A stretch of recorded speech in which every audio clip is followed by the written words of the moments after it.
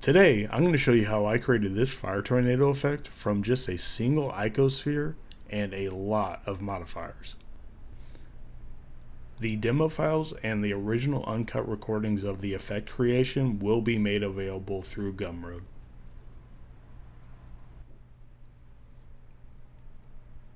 Originally, this effect was created for the September Simplicity Challenge. If you're not familiar, it's an annual challenge hosted by Grant from Remington Graphics. If you haven't already, I would definitely suggest checking out his channel. He has a lot of great Blender tutorial content. And definitely look forward to the next September Simplicity Challenge later this year. The challenge that I worked on was the Sphere Challenge. The basic rules are that you can create whatever you want using only a single sphere object. You can't use any curves, NURBs, metaballs, or armatures. You can use empties and lattices and pretty much any modifiers except for the array modifier and the mirror modifier. My idea for this challenge was to recreate my anime style workflow within the confines of these rules. The effect I wanted to create for this challenge was this fire tornado with just a ton of energy and all these like sparks and lightning and smoke swirling around it. Now let's get started going through this blend file. So this here is our final object. It's one single object and a ton of modifiers. So I'm going to start by going through and turning off all of the modifiers so we can get back to square one.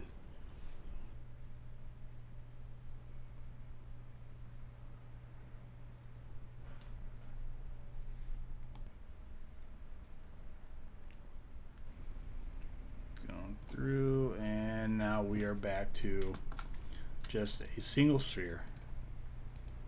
And as you can see, I use an icosphere.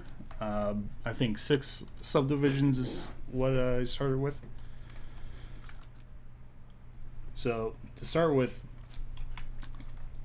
they're going to be there for this effect. I wanted 6 different layers. It's going to be like a core shadow or dark layer of the tornado, a mid light layer of the tornado, and then a highlight of the tornado, and then sparks, smoke, and lightning. So that's 6 different layers that I needed. So the way I went about this was using a Solidify modifier. So if I go into extrude mode, you can see our original sphere, and then we add a Solidify. And what that does is essentially, since it's an enclosed mesh, is it duplicates the modifier or the sphere and inflates it along the normals based on the thickness that we set. So with one Solidify, we go from 1 sphere to 2 spheres, and then if we add another one, we go from 2 spheres to 4.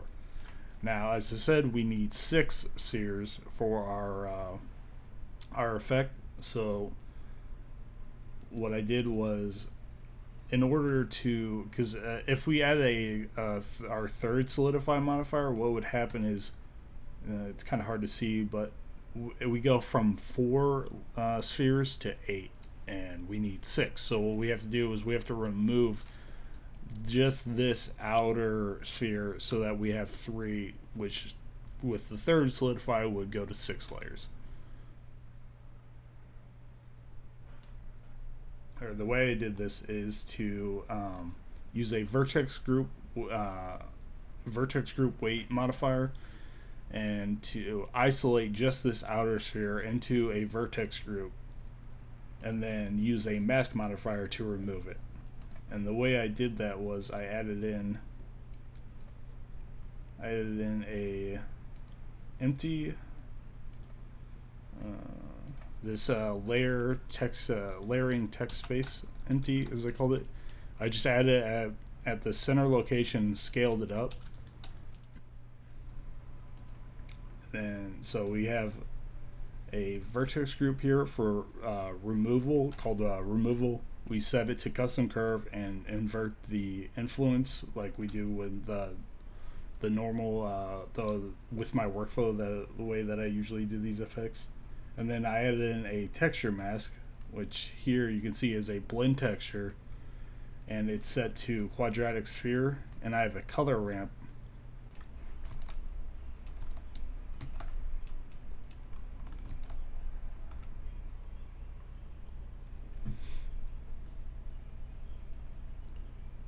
I'm going to reset this color ramp to what it originally was. So this is what it is like when you first add it. So as you can see right now, everything is being added to the remove vertex group, and all of it's being masked away. So what I did was grab this flag and pull it down, and you can start to see the other layers are popping back in. So here, all 4 of them are there, and we just move it back until just that outer sphere is gone. So then when we turn on that mask, it removes that 4th layer, and now we add another solidify, and we have 1, 2, 3, 4, 5, 6 layers.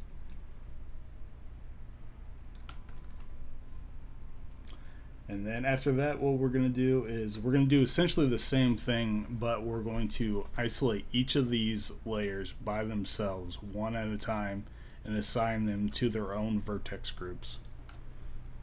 So what I did was go in, add in 6 different layer vertex groups, and assign all of the geometry to each one at a layer or at a weight of 1.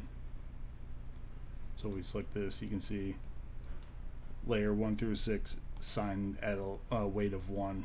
Same with the removal and pretty much all of these vertex groups, because the actual weighting is done through modifiers. So go here, we can see it's another spherical gradient, just different clamp values assigned to the different vertex groups. You can see we start to, once we get to these outer ones, we have to use 3 flags to control it. And we got, so total of 6 of those, each layer to its own vertex group. Turn those on, and then what we got here is we are setting up a gradient vertex weight or a vertex group.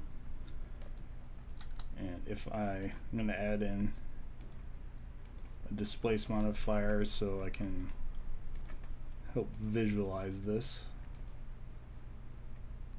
I'm going to set it to the gradient group,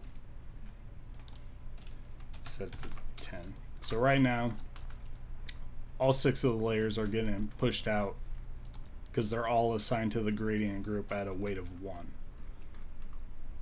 So what we'll do is, or what I did was, I got a vertex weight mix modifier that subtracts layer 2 from the gradient at a value of 0.17, and then layer 3 at a value of 0.33, layer 4 0.5, and it's just creating that gradient that each one gets subtracted at a increasing value.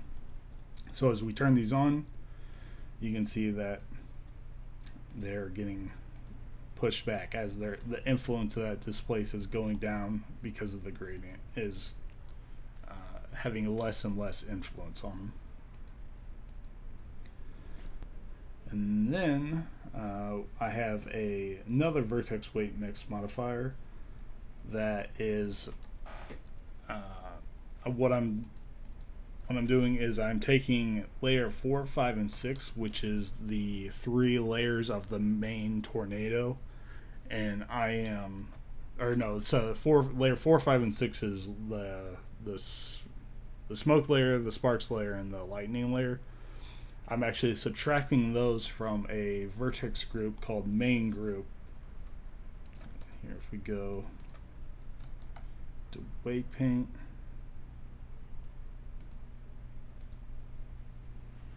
alright, so right now we are seeing the main group, and if I turn these on, you can see that this sphere has been subtracted, and then this sphere, and this sphere. So essentially we're getting the 3 layers of the main tornado as their own separate group. So that way I can control the shape of the shape and the different effects of that main tornado without having to add 3 modifiers for each layer. Just one single vertex group to control all 3 of them.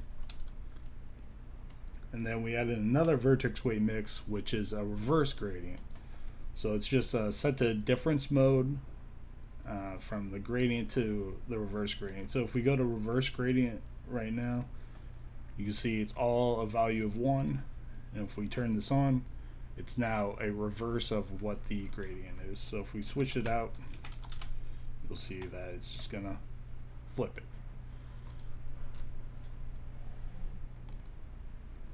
Now what I'm going to do is I add a cast modifier, and the cast modifier, what it does is it reshapes your object to one of 3 types: a sphere, a cylinder, or a cuboid. Right now we're going to set it to a sphere. So what it does is it just makes each of these 6 layers the exact same location. So all 6 of them are back into the same shape. If we turn off that displace, you can see right there, they're all now overlapping each other. So they're the same object essentially, but they are still separated out into their own vertex groups. Then we add another cast modifier, but set it to cylinder. The reason for this is, well, the tornado is more of a cylinder shape than it is a sphere shape, so we're just starting to actually shape it into what we're intending it to look like. So now we start adding in our texture empties, or our texture empties, as well as our vertex weight modifiers that convert textures controlled by these empties into vertex weights, so that we can mask the individual layers. So this is the normal setup: reverse custom curve, texture plugged into the texture mask, controlled by one of the empties. So we got one for the main texture, which is the tornado, one for the lightning, and each one of them has slightly different textures so that they all got a somewhat different feel. Smoke, and it's just a lot of experimenting, like trying to figure out which textures look good for what you want. And then last one is sparks. And now what we do is we add in a vertex weight mix, and we are multiplying those texture layers by the layer that we want them to affect. So if we look at here, let's turn back on our display so we can visualize this. If we go to our sparks texture, or really any texture, you can see all 6 layers have the sparks texture, all 6 layers have the smoke, all 6 layers have the lightning, and all 6 have the main. So what these limit modifiers do is they're multiplying by the original layer, so that they only affect the layer that they are supposed to. So there's our main texture, just the first 3. Then our lightning is the last one, smoke second to last, sparks third to last. So now it's just affecting the layer that it needs to, and not the others. Now we add in a warp modifier with 2 warp empties, and here those 2 are. They're just at the center of the world, and the warp 2 is scaled on the X and Y. So, and then we plug in the gradient vertex weights, so that what happens is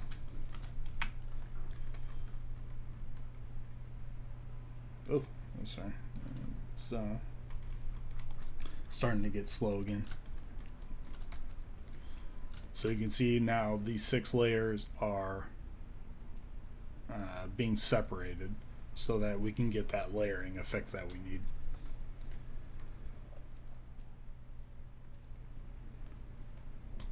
So now we are starting to add in lattices, and they are on different layers. Now this portion of it, if I were to redo this, I might use lattices, but yeah, I would still use lattices, but the way that they're set up is somewhat complex, or more complex than it needs to be. So we have our normal lattice. It's just got subdivisions on the z-axis, and it is set to B-spline on the w-axis, I guess. The z-axis, but W for lattice. And then it has a bunch of warp modifiers and warp empties controlling its shape. The reason I did this was to make it so that I could animate these empties and the lattice would still update. So like if I move this around, this is the only one I ended up actually animating, was the center core of the tornado. Just gave it a little bit of a wiggle. Otherwise, really, I could have just manually created this shape in edit mode and it would have been just as fine. And then maybe put in a single warp modifier instead of all of these warps, because there's a lattice for each section, or each of the 4 sections, one for the main tornado, one for the smoke, one for the sparks, one for the lightning, and each of these have 5 warp modifiers and 5 sets of empties. It's just too many things being added when really I just didn't need them. So the first warp just scales it up. The second warp scales in the center of the tornado, because it's got this taper shape that I wanted. And that's the one that is animating. It's wiggling around to give some movement to the middle of the tornado. The top one scales it out. Bottom one scales it out as well. Or maybe this one was the one that was, yeah. This last one was the one that was animated. The center warp was just the shape of the funnel, essentially. So now, same thing for the sparks. Maybe where is it? No, they're all not showing up.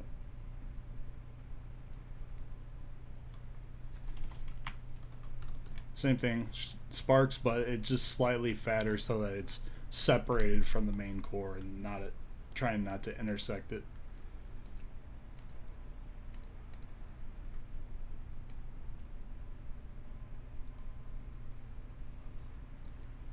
There's the lightning, pretty much same thing as smoke, or as the sparks, and then the smoke is the biggest of them all because it was the furthest out. So that's how the actual shaping of the different layers was done. So now back to the main tornado. So then, simple lattice modifiers, just using the vertex groups to isolate which part of the mesh was affected by the different lattices.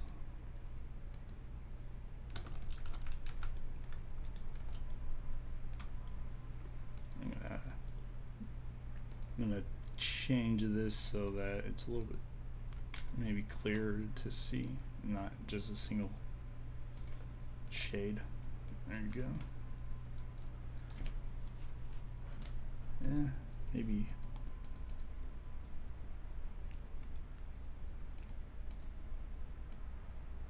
There you go.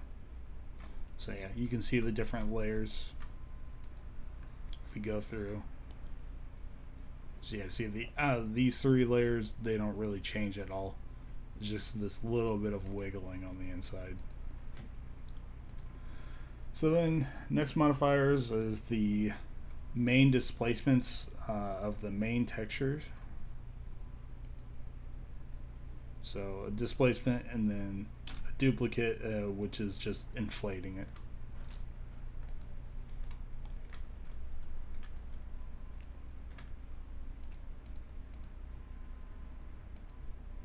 And this effect was created before the updated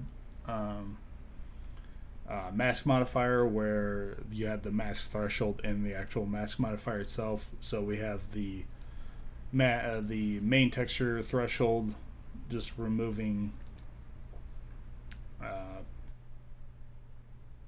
It's got a remove threshold of 0.1. I didn't actually animate the remove threshold because, like with the explosions, I animate the layers so it's sort of like fading in on itself or peeling back. But with this, it was just a sustained effect, so there was no need to animate them. Now for the way that I created the different the different thresholds of the 3 tornado layers was to subtract the individual layers one by one from the main texture at different values. So the first layer is at subtracting at a value of 1, next layer at a value of 0.6, and the third layer value of 0.45. So that way each one it gets masked a little bit more than the other, the previous layer. Now, same thing, sparks, smoke, and lightning thresholds for their different masking thresholds. Then we use the main texture with the inverted, with the invert option checked, so that it masks just the just the main texture vertex group, and the stuff not assigned to it doesn't get removed. Same thing with sparks, smoke, and lightning. Now if we can turn the transparency back up.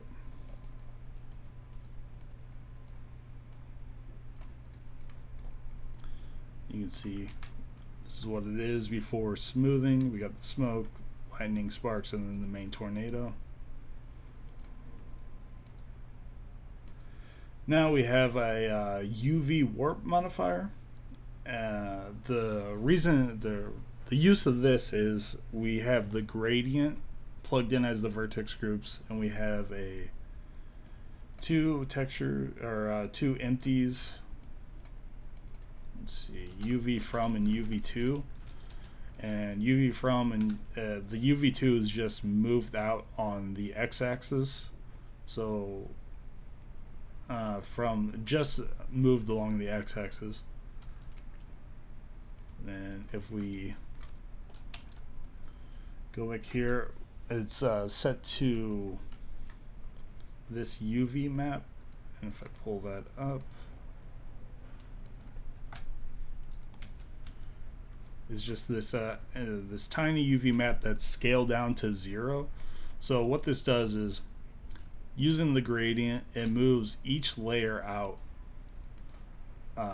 along. So you can imagine it would move one here, one here, one here, one here, one here, because the gradient is has that fall off of the layers. So you would have one layer here, one layer here, one here, here. So the reason for this is that it's used in our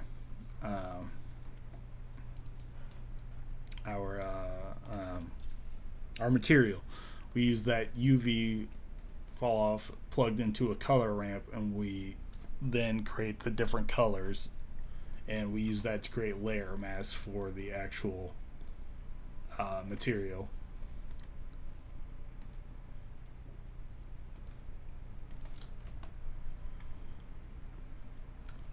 Alright, so now then we start doing we add a little bit more displacement to layer 1 of the tornado and layer 3 of the tornado, just to get a little bit of separation from those, so that they're not clipping into each other, so that it's to avoid render errors essentially. And then we put a smooth modifier on, and that turns all of that jagged geometry into nice looking texture detail. Now we start doing a twisting. So for the main core, we just put a simple deform set to twist using the Vertex group main group, and we set it up to a pretty high value, just depending on how much twisting you want. I got it at 720 degrees on the Z-axis, and I don't lock the other axes, yeah, because that would not look good. Let's see what happens if you do both. Okay, it just doesn't work. So make sure not to lock the axes. Then same thing for the sparks, smoke, and lightning.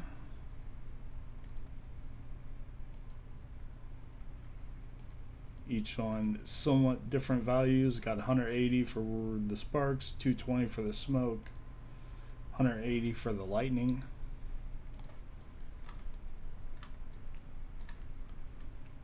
And then that is it. That's it for the main core.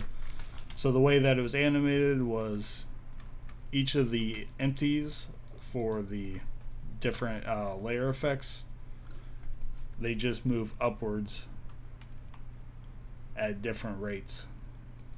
So some parts might move faster than the others. Some are scaled up to create a stretched effect, like the smoke is scaled up. The lightning is squashed down. The sparks pretty uniform scale. Main texture uniform scale. And they just move up at different rates to create slightly different speeds of motion. And then for the material and rendering, I mean, material is just emissions. It's just emission colors, and then with bloom on, it helps it look good. And I add in some smoke transparency, just a mixture of transparency and emission. And here's what the UV allows us to do. So we use this color ramp to then mask out each of the different parts separately.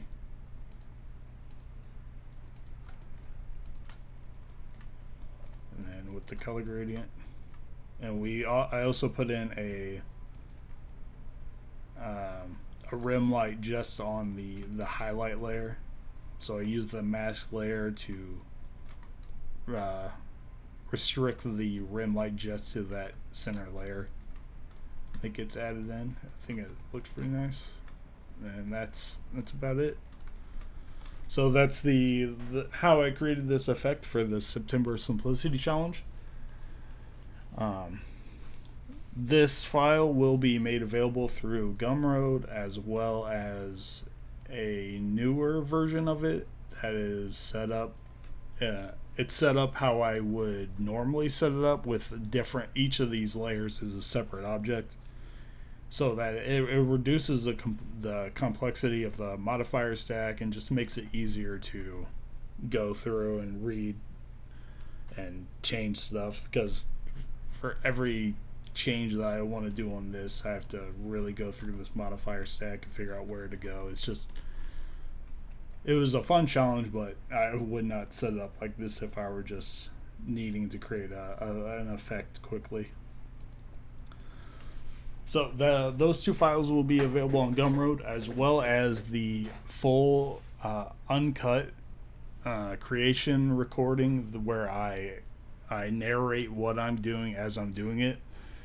So if you want more of a deep dive on how I came up with this, that's a good way to do that. It's about, I think it's just shy of 3 hours to create it.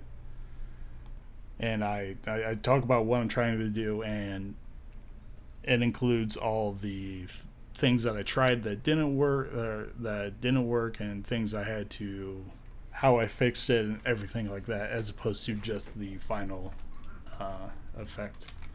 So if you're interested in that, check that out. Thank you to those that do decide to purchase it. That helps out a lot. And that is all for this video. Thank you, and I'll see you in the next one.